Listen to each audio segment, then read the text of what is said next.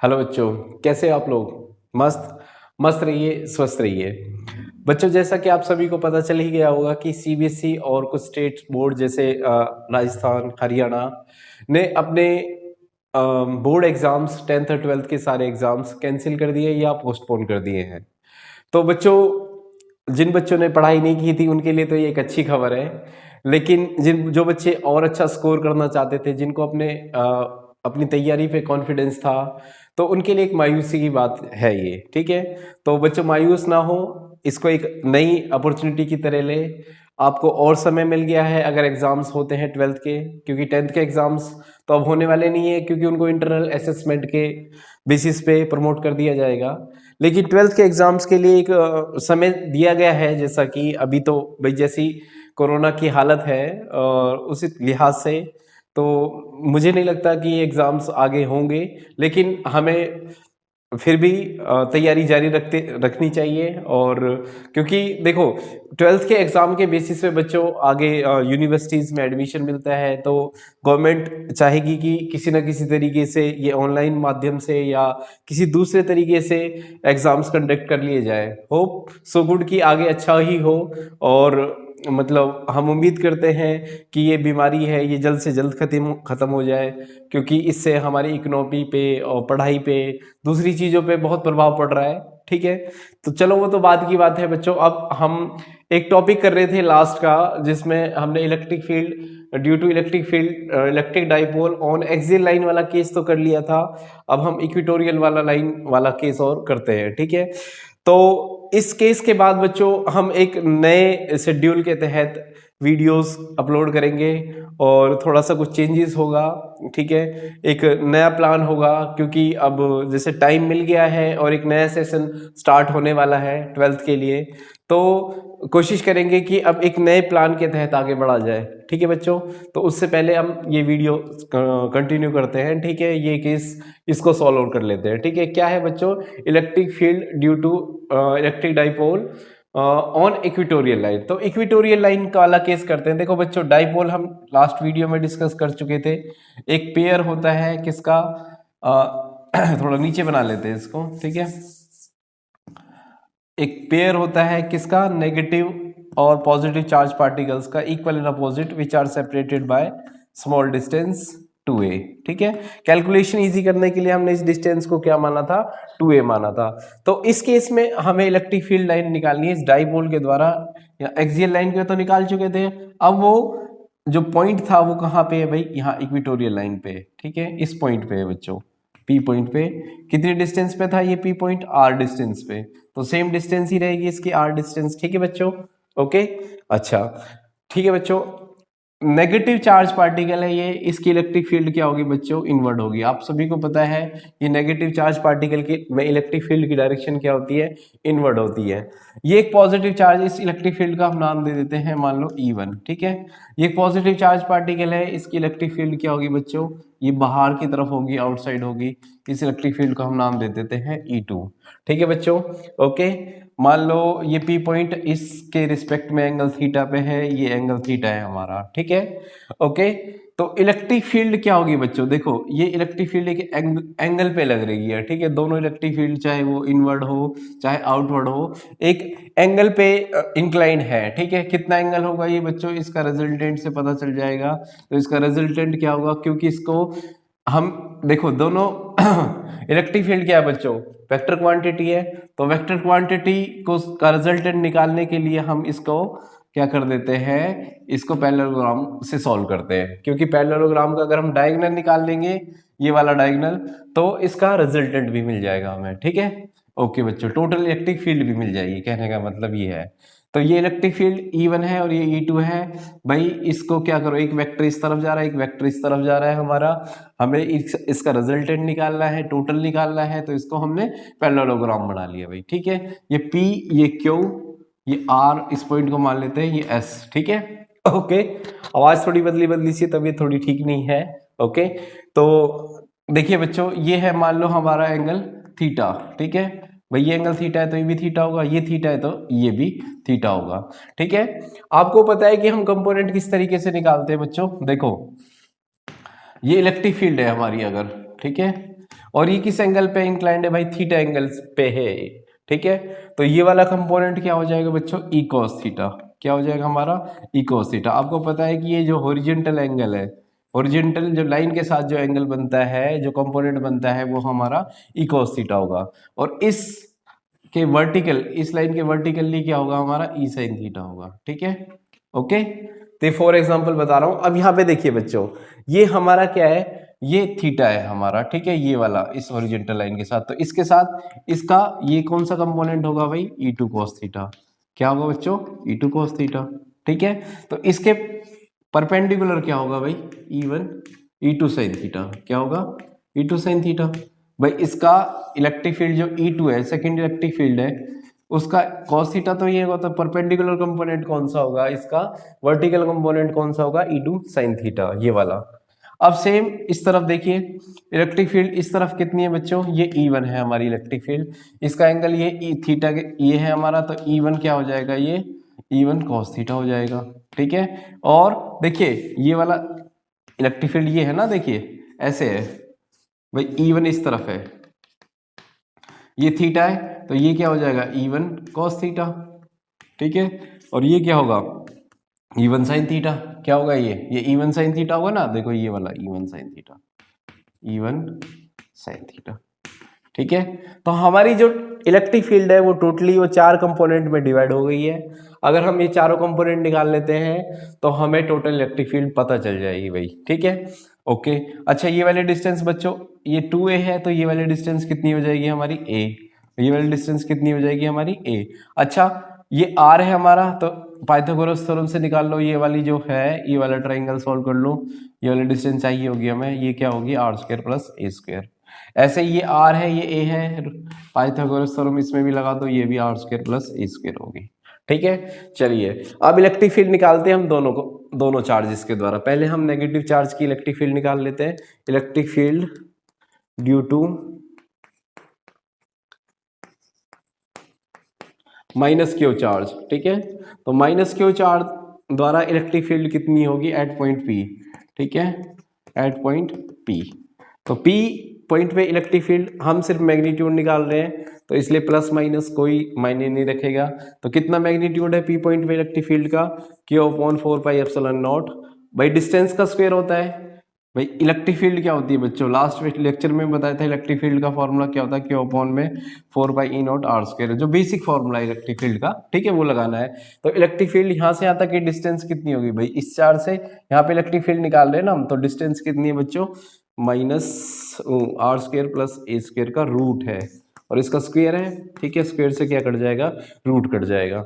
Magnitude निकाल रहे हैं इसलिए प्लस माइनस हमने नहीं लगाया है, तो क्यू अपॉन में क्या आ जाएगा, 4πε0 r² प्लस a², ठीक है बच्चों, okay. Similarly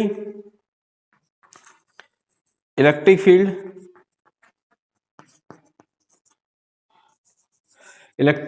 due two plus Q charge, ठीक है। तो प्लस क्यू चार्ज से भी इलेक्ट्रिक फील्ड निकाल लेते हैं at point P, at point P point पे निकाल लेते हैं भाई, कितनी होगी E2, मैग्नीट्यूड निकालना है, ठीक है, क्या होगा Q/में 4πε0 बच्चों, क्या होगा r², रूट में भी यहाँ पे भी r² प्लस a² निकालेंगे हम, स्क्वायर कर देंगे, क्योंकि यहाँ से यहाँ तक की भी डिस्टेंस बच्चों क्या है, r² प्लस a²। तो यहाँ से क्या करेंगे हम, स्क्वायर कट जाएगा यहाँ से, तो Q/में 4πε0 r² प्लस a², ठीक है।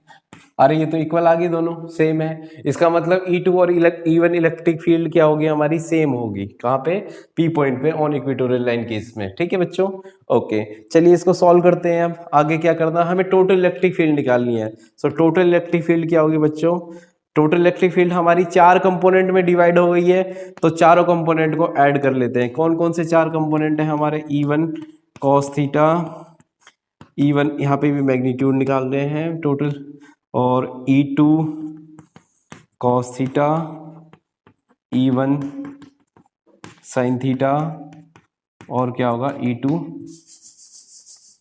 E2 sin थीटा, ठीक है बच्चों, ओके। चलिए इसको सॉल्व करते हैं। E इक्वल टू क्या होगा बच्चों, मैग्नीट्यूड, इवन की वैल्यू डाल दो। इवन की वैल्यू क्या है बच्चों? इवन की वैल्यू ये है हमारे पास। अच्छा एक बात और बच्चों, देखिए E1 और E2 हमारी ये वैल्यू देखो, E1 और E2 क्या है? सेम है, ठीक है। यहाँ पे देखिए एक बात दिख रही है आपको कि E2 क्या है? E2 साइन थीटा ऊपर की तरफ काम कर रहा है भाई, ये वाला कंपोनेंट, और E1 साइन थीटा नीचे की तरफ काम कर रहा है। देखिए E2 और E1 तो इक्वल है भाई, इक्वल है कि नहीं है? साइन थीटा तो दोनों के साथ है भाई। E2 और E1 क्या है? इक्वल है। ये इस तरफ काम कर रहा है और ये इस तरफ काम कर रहा है। तो ये क्या करेंगे? कोई रिजल्टेंट होगा इसका? कोई नेट इंपैक्ट होगा? नहीं, जीरो होगा भाई। जितना फोर्स, जितनी इलेक्ट्रिक फील्ड इस तरफ है और उतनी ही इधर है, तो क्या कोई कहीं जाएगी बॉडी? नहीं जाएगी ना भाई। मान लो तुम किसी चीज में फोर्स लगा रहे हो, ठीक है, इस तरफ भी लगा रहे हो, इस तरफ भी लगा रहे हो, दोनों सेम है भाई, ठीक है। तो क्या कुछ रिजल्ट पड़ रहा है इसका? कोई इंपैक्ट पड़ रहा? नहीं पड़ रहा, जीरो आ रहा है। तो ये वाले दोनों कंपोनेंट तो क्या हो गए बच्चों? जीरो हो गए, because they are equal and opposite. Equal and opposite क्या है बच्चों? इक्वल एंड अपोजिट है। तो टोटल इलेक्ट्रिक फील्ड निकाल लेते हैं भाई। अब कितनी इलेक्ट्रिक फील्ड बची है हमारी? E is equal to E1।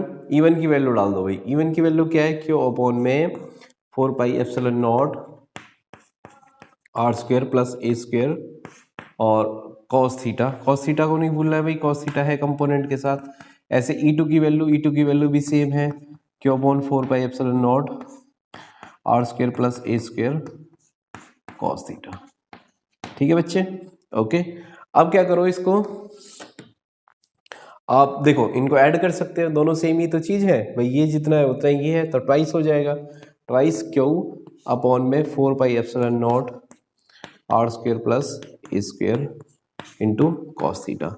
ये कॉस थीटा चाहिए होगा भाई हमें, ठीक है। कहाँ से निकालेंगे? इसी ट्राइंगल से निकालेंगे। तो ये ट्राइंगल क्या है भाई? ये वाला ट्राइंगल ले लो चाहे तो आप, ये वाला, ठीक है, या फिर ये वाला ट्राइंगल ले लो। दोनों में सेम ही cos थीटा बनेगा। क्या होगा भाई? Base upon hypotenuse. इसमें बेस कितना है? a है, और हाइपोटेन्यूज इतना है। इसमें भी सेम ही है भाई, a root r square plus a square, ठीक है। तो सेम है। cos थीटा की वैल्यू क्या है बच्चों?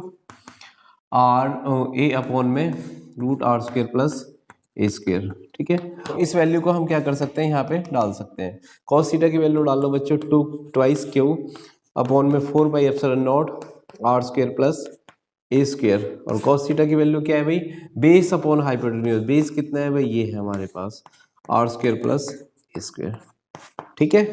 तो इसको, ये तो मल्टीप्लाई हो जाएगा, ये क्या बनेगा? देखिए बच्चों, 2Q इंटू ए, ये तो कुछ जाना पहचानी क्वांटिटी लग रही है। क्या है ये बच्चों? सही पहचाना आपने, डाइपोल मूवमेंट है। डाइपोल मूवमेंट क्या होता है हमारा? डाइपोल मूवमेंट का मैग्नीट्यूड होता है Q इंटू 2A। तो Q इंटू 2A ही है, ये आगे पीछे लिखा है, कोई दिक्कत नहीं है। तो इसको हम क्या लिख सकते हैं? Dipole movement. नीचे क्या बचा? 4 पाई एप्सिलॉन नॉट, देखो r plus a square, r plus a का स्क्वायर और आर प्लस ए स्क्वायर का रूट है, तो एक पावर ये रही और आधी पावर ये। रूट का मतलब आधी पावर होता है बच्चों। तो 1 एंड 1/2 कितना हो जाएगा? 3/2। तो इसकी पावर कितनी आ जाएगी? आर प्लस ए स्क्वायर की पावर 3/2। अच्छा बच्चों, इसमें एक स्पेशल केस और है। If r is very very greater than a, then a can be neglected. अगर जो ये डिस्टेंस है, ये जो डिस्टेंस है ना, ठीक है, पी पॉइंट जिसपे हम इलेक्ट्रिक फील्ड निकाल रहे हैं, अगर वो बहुत ज्यादा डिस्टेंस है ये डाइपोल की डिस्टेंस पे, भाई वैसे भी ज्यादा ही है, क्योंकि डाइपोल की डेफिनेशन क्या होती है कि जो ये पेयर होता है इक्वल और अपोजिट चार्ज का, which are separated by small distance. तो स्मॉल डिस्टेंस इट मींस ये वाली डिस्टेंस तो बहुत लार्ज होगी उसके कंपैरिजन में। तो उस केस में क्या होगा बच्चों? उस केस में हम ना, देखिए आर प्लस ए स्क्वायर तो को क्या मान सकते हैं हम? आर स्क्वायर मान सकते हैं। ए को नेगलेक्ट कर रहे हैं ना, आर बहुत बड़ा है। तो इसका मतलब क्या होगा? इस केस में क्या हो जाएगा? देखिए r square plus a square की पावर कितनी है? 3/2 है। तो आर आर स्क्वायर ये तो जीरो हो गया, मतलब नेगलेक्ट कर रहे हैं इसको, तो आर की पावर कितना आ जाएगा? 3/2। तो ये 2 से 2 कट जाएगा, तो क्या बचा? आर की पावर 3 बचा। तो उस केस में क्या हो जाएगा बच्चों? तब नेट इलेक्ट्रिक फील्ड कितनी आएगी हमारी?